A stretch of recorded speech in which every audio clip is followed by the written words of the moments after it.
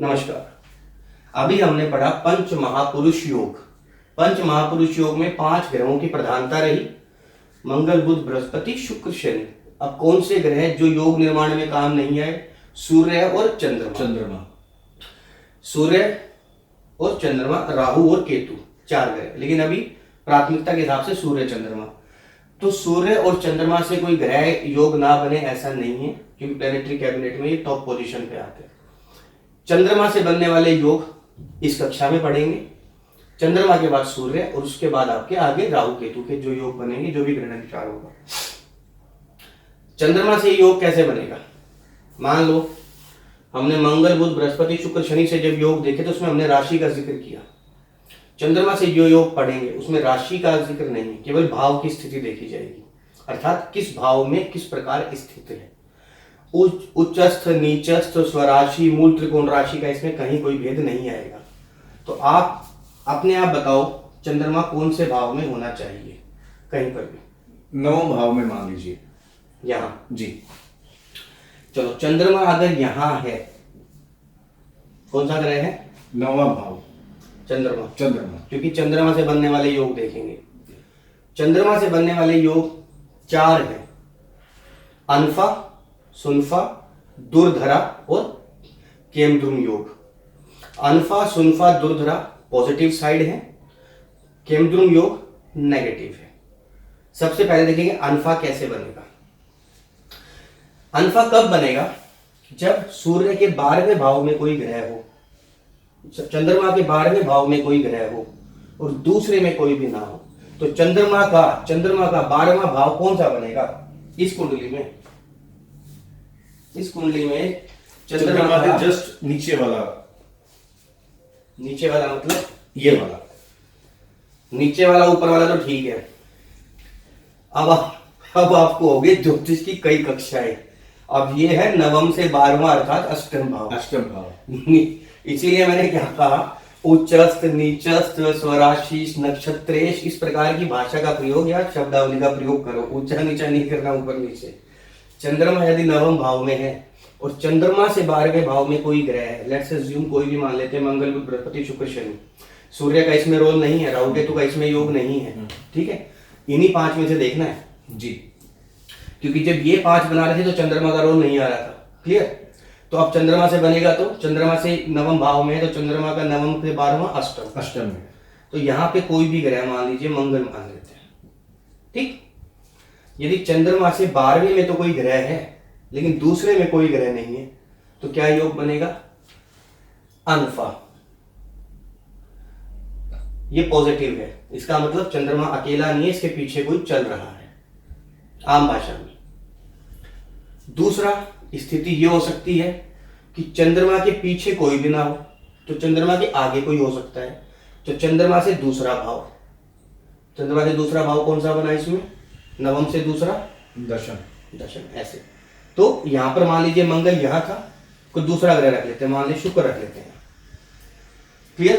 पीछे बॉडीगार्ड नहीं है लेकिन आगे पायलट कार चल रही है। हाँ बिल्कुल। अब मान लीजिए ये एक वीआईपी आदमी है, इसके पीछे प्रोटेक्शन नहीं आ रही लेकिन पायलट कार आगे जा रही है, तो ये भी पॉजिटिव साइड है कुंडली की।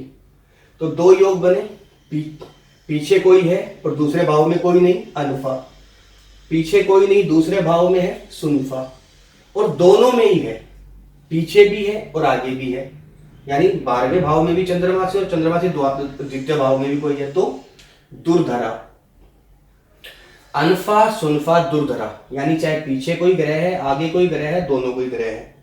दुर्धरा मतलब दोनों तरफ से। टेक्निकली वो आप दूसरे शब्द पकड़ लोगे कि 2। ये तीनों के तीनों कुंडली में पॉजिटिव योग है, यानी कि शुभ योग कहे जाएंगे। अर्थात जिस जातक की कुंडली में दिखेगा, इसका मान लिया जाएगा कि चंद्रमा अकेला नहीं है। और क्योंकि चंद्रमा अकेला नहीं है तो चंद्रमा से संबंधित जो कार्य है, चंद्रमा हमारा क्या है? मेंटल स्टेटस दिखाता है, मेंटलिटी दिखाता है, मानसिकता, विचार कमजोर नहीं होगा, अवसादग्रस्त नहीं होगा। जैसे जिन लोगों का अवसाद हो जाता है, सबसे पहले चंद्रमा ही देखा जाता है, ये भी इसको मेंटल स्टेटस क्या वीक हो गया, इसका वीक चंद्रमा तो नहीं है। तो ऐसा व्यक्ति शास्त्रों की परिभाषा में मत जाओ, क्योंकि जितने भी आप योग याद कर लो, भले बाजार में मिलने वाली पुस्तक की 300 योग, नाभस योग, याद नहीं रहते किस चीज के बाद। कोई भी एक जातक आपके घर पे 10 दिन कुंडली छोड़ के नहीं जाएगा कि जी रिसर्च करके बताओ कितने योग बनते हैं। क्लिक होना चाहिए। क्लिक कैसे होगा कि हाँ चंद्रमा है, चंद्रमा अकेला नहीं है, पीछे कोई है, आगे कोई है, या आगे पीछे दोनों ही जगह, इसका मतलब चंद्रमा इस कुंडली में मजबूत है। और जब चंद्रमा के आगे पीछे कोई ग्रह हो या आगे पीछे में से एक एक जगह कोई ग्रह हो तो ये योग अच्छा बताया गया। अच्छा बताया गया का अर्थ क्या है कि ऐसा व्यक्ति क्या होगा, तपस्वी, त्यागी, तेजवान, गुणी, शीलवान, धैर्यवान, मजबूत मानसिकता वाला। तो अगर तपस्वी है तो डेडिकेटेड कमिटमेंट अपने आप हो गया। वो तपस्वी पढ़ाई में अगर कंसंट्रेशन कर लेगा उसी लेवल की कर लेगा। त्यागी का मतलब ज्यादा हाय तौबा नहीं मचाएगा समाज के लिए, ज्यादा कपट, उसको परेशानी नहीं होगी जीवन में। संतोषी हो गया, ठीक है, कि जो मिल रहा है ठीक है, जो टैलेंट और मेहनत के दम पे मिलना चाहिए, ज्यादा टेंशन नहीं लेगा ऐसा आदमी, और जो होगा वो समाज के काम भी आ जाएगा। तो ये तो हुए 3 पॉजिटिव, अनफा, सुनफा, दुर्धरा। और ये मैंने मंगल शुक्र उदाहरण के लिए रखे हैं, इनको ब्रह्म वाक्य मत मान लेना कि कुंडली में अगर मंगल है तभी बनेगा। यहाँ पर इन 5 में से कोई भी हो सकता है, यहाँ पर इन 5 में से कोई भी हो सकता है, एक से ज्यादा भी हो सकता है मंगल के साथ कोई और भी हो, यहाँ पर बुध भी बैठा हो सकता है शुक्र के साथ यहाँ बृहस्पति भी बैठा हो। ये नहीं कि एक या एक से अधिक, जितने होंगे बढ़िया। जैसे आपने वर्ड यूज कर दिया पायलट कार है, वीआईपी रूट लग गया ऐसे, तो ये क्या हुआ, ये पॉजिटिव है। कुंडली देखिए, आपको नहीं योग याद आ रहा, नहीं डेफिनेशन याद आ रही, बट आपको ये याद आ रहा है ऐसा योग अच्छा होता है, तो ये वैसी बात नहीं, बच्चे की कुंडली मजबूत है। लेकिन कुछ ऐसी भी स्थिति हो सकती है, 3 चीज होंगी, या तो आदमी के पीछे कोई चलेगा, या आदमी के आगे कोई चलेगा, या आगे पीछे दोनों चलेगा, या हो सकता है कोई भी ना हो।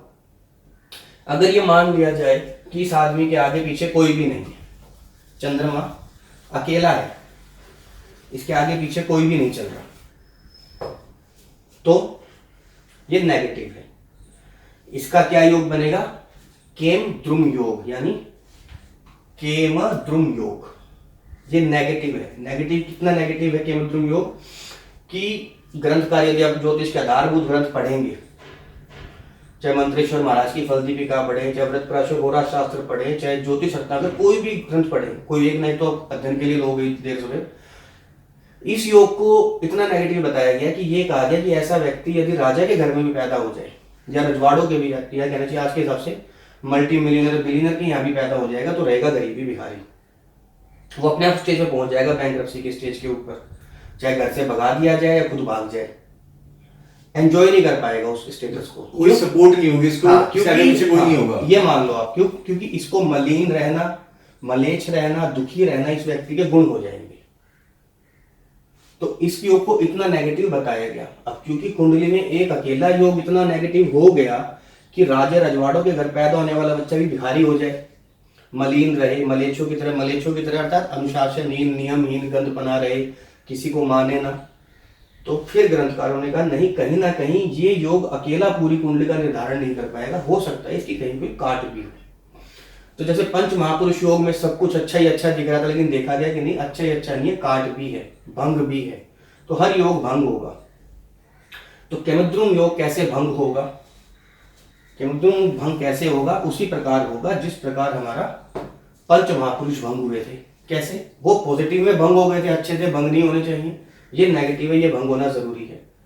चंद्रमा यहाँ अकेला नहीं है, मान लीजिए चंद्रमा के साथ यहाँ शुक्र बैठ गया, कोई भी ग्रह बैठ सकता है, राहु केतु नहीं बैठेंगे, सूर्य नहीं बैठेगा, इसमें राहु केतु और सूर्य की भूमिका नहीं आएगी इस योग में कहीं पे भी।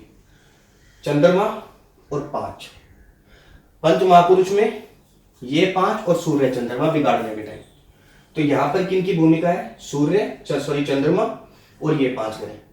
तो हमने कहा जी इसके आगे पीछे कोई ग्रह नहीं है, ना दूसरे में ना द्वादश में, लेकिन चंद्रमा के साथ ही कोई ग्रह पॉजिटिव है, हम कहेंगे युति है, that Mars moon is conjuncted with Venus और any other planet out of these 5। तो ये क्या हुआ, ये योग भंग योग हो गया, भंग योग नहीं होगा, ये योग भंग हो गया। एक नियम है कि ये केमद्रुम योग को भंग होने का नियम सबसे पहला सबसे मजबूत क्या कि उस जातक की कुंडली में आपने देखा उससे दूसरे और उससे 12वें कोई नहीं है, तो ये नेगेटिव है। उसके आगे पीछे चाहे कोई ना, तो साथ कोई चल रहा है, लेकिन आपने देखा उसके साथ में कोई है, तो ठीक है जी, अब टेंशन ना लो, ये योग भंग हो गया, ये अपना नेगेटिव फल नहीं देगा, बिकॉज चंद्रमा इतना भी अकेला नहीं है, इसके साथ में कोई खड़ा है। केयर टेक करने के लिए। यहां तक क्लियर? बोला लेकिन ऐसा स्थिति हो सकती है कि चंद्रमा के साथ भी कोई ना हो, अर्थात इन तीन भागों में जो चंद्रमा के आगे पीछे और चंद्रमा सिर्फ एक ही ग्रह, दैट इज ओनली मून। तब क्या देखोगे? बोला फिर उन्होंने कहा थोड़ा और आ जाओ। फिर आप देखो चंद्रमा से केंद्र स्थान, ये तो लगन के केंद्र है, हो सकता है चंद्रमा यहां पर हो, अलग बात है, लेकिन अभी चंद्रमा केंद्र में नहीं है, चंद्रमा त्रिकोण में है। तो यहां से चंद्रमा के केंद्र कैसे बनेंगे? आप चंद्र कुंडली बना लोगे, यानी चंद्रमा को केंद्र मान के केंद्र स्थान कौन कौन से हैं? 1 4 7 10। लेकिन अगर हम चंद्रमा को लगन मान लेंगे, पहला मान लेंगे, तो फिर यहां से ढूंढना पड़ेगा क्या? 1 2 3 4 केंद्र, 5 6 7 केंद्र, 8 9 10, तो 4 केंद्र होंगे। प्रथम केंद्र तो ये हो ही गया, ये केंद्र खाली है, तभी हम दूसरी कंडीशन पे जा रहे हैं। तो मान लीजिए चंद्रमा से केंद्र में चतुर्थ में, सप्तम में, दशम में कोई ग्रह, तो उन्होंने कहा जी ये योग भंग हो जाएगा, ये दूसरी कंडीशन है। लेकिन उतनी मजबूती से भंग नहीं होगा जितनी मजबूती से यहां वाला बैठ के भंग कर देगा, लेकिन फिर भी उसके जो अशुभ फल उनमें न्यूनता आ जाएगी, इतने भी इसके जीवन में बुरे दिन नहीं आएंगे, थोड़ा कम कर देगा। बोला लेकिन हमने देखा कि चंद्रमा से केंद्र में कोई भी नहीं है, ऐसी कुंडली भी हो सकती है, होती भी है, कई बार एक ही राशि में 5 5 6 6 ग्रह आ जाते हैं, तो फिर कैसे केंद्र में आएगा? हो सकता है ना है, यहीं बैठ जाते 6 ग्रह चंद्रमा से अलग। तो प्लस फिर उन्होंने कहा काम करो, फिर ऐसे देखो कि जातक के जन्म लगन के केंद्र में कोई ग्रह है क्या? चंद्रमा के साथ नहीं है, चंद्रमा के केंद्र में कोई नहीं है, तो जातक का जो जन्म लगन है, दिस इज द D1। तो D1 के अंदर जो जन्म लगन है, इसके केंद्र में कोई ग्रह है क्या? 1 4 7 10 में? बोला इसमें भी यदि है तो भी ये योग कट जाएगा, लेकिन डिग्री वाइज है। जैसे बल मिलता है, ये सबसे लोवेस्ट है, सबसे लोवेस्ट है। जैसे हमने पंच महापुरुष में क्या कहा, यदि तो वो उच्च राशि का होकर बैठा है तो सबसे बेस्ट है, स्व राशि का होकर बैठा है तो थोड़ा लो कैटेगरी का है। लेकिन जब हम कभी भी कुंडली में स्थिति देखेंगे, षडबल वगैरह में जाएगी ना, हम देखते हैं ग्रह अपनी मूल त्रिकोण राशि में है, एक ग्रह अपनी उच्च राशि में और एक अपनी स्व राशि में, तो जो मूल त्रिकोण राशि का ग्रह है वो प्राथमिकता में सबसे मजबूत माना जाएगा। यानी अगर हम किसी को देखेंगे, सूर्य किसी राशि में मूल त्रिकोण का है, अब इसलिए नहीं बता रहे कि आप कंफ्यूज हो जाओगे कि मूल त्रिकोण आपने पढ़ा नहीं। सूर्य मूल त्रिकोण का जिस राशि में होगा कुंडली में, यदि मान लो सूर्य मूल त्रिकोण का होकर बैठा है, डिग्री वाइज चलेगा, उच्च नीच भी डिग्री वाइज चलते हैं, लेकिन क्योंकि अभी प्राथमिकता था वो डिग्री वाइज पढ़ाया नहीं, तो आप देखोगे सूर्य इस कुंडली में मूल त्रिकोण का है तो मजबूत है। मूल त्रिकोण का नहीं है, डिग्री चेंज हो गई, उच्च राशि में आ गया तो थोड़ा लो कैटेगरी का, उससे कम पावर हो गई। और केवल स्वराशि का है, सिंह राशि का है तो और लो हो गया, मजबूत तो है लेकिन वो सुपर मजबूत नहीं रहा। ठीक, तो अभी आपने क्या देखा, चंद्रमा से कौन कौन से योग बनेंगे, रिपीट करो एक बार प्लीज। अल्फा, सुनफा, दुर्धरा और नेगेटिव बनेगा केमद्रुम। तो अल्फा, सुनफा, दुर्धरा क्या है? पॉजिटिव है। कैसे पॉजिटिव है? क्या देंगे ये पॉजिटिविटी में? ये बताएंगे कि तपस्वी है, त्यागी है, मजबूत आदमी, जीवन में समस्या नहीं होगी। मेंटल स्टेटस का मेन, क्योंकि चंद्रमा हमारा मानसिकता को रिप्रेजेंट करता है, मेंटलिटी को, विचारों को। चंद्रमा मनसो जातक का प्रिंसिपल लगाओगे तो इस व्यक्ति की मानसिकता मजबूत, और जिसकी मानसिकता मजबूत, ही कैन डू एनीथिंग, पीछे नहीं हटना, कर लेंगे कुछ ना कुछ जीवन में, खत्म। लेकिन अगर यही चंद्रमा कमजोर हो गया केमद्रुम योग में तो उसकी जिंदगी खत्म। इसलिए कहा कि जिस आदमी का भले अरबपति घर में पैदा हुआ, उसका दिमाग काम नहीं करा तो उसकी जिंदगी खराब है। इसकी योग का मतलब यही है कि हो आप अरबपति घर में पैदा हुए, आप किसी बड़े तगड़े क्रिकेटर के यहाँ, लेकिन आपका दिमाग हो गया खराब, काम नहीं कर रही, बुद्धि मति भ्रष्ट है, तो इसीलिए इसकी काट बताई। काट कैसे बताई? इसके साथ कोई ग्रह बैठे, इसके केंद्र स्थानों में कोई ग्रह बैठे, या लगन के केंद्र स्थानों में कोई ग्रह बैठे। तो आपने पढ़ा मंगल बुध बृहस्पति शुक्र शनि से बनने वाले पंच महापुरुष योग, सूर्य चंद्रमा की कैलकुलेशन नहीं हुई थी, चंद्रमा से बनने वाले अल्फा, सुनफा, दुर्धरा और केमद्रुम योग। अब आप पढ़ोगे सूर्य से बनने वाले योग, जिस प्रकार चंद्रमा से बने उसी बात ही सूर्य से बनेंगे। ठीक है, धन्यवाद।